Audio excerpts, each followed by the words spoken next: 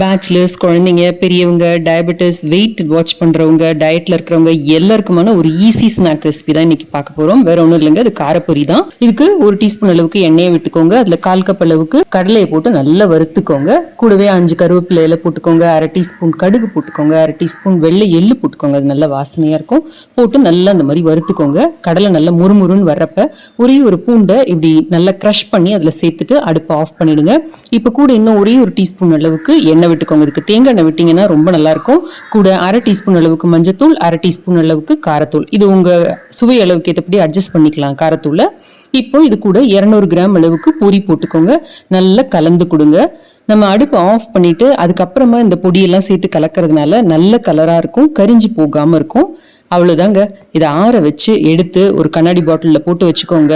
நினைச்சப்பெல்லாம் எவ்வளவு வேணுமோ சாப்பிடுங்க. அன்பா இதை உங்களுக்கு செஞ்சு கொடுத்தவங்களுக்கு ஒரு நன்றி சொல்லிட்டு என்ஜாய்.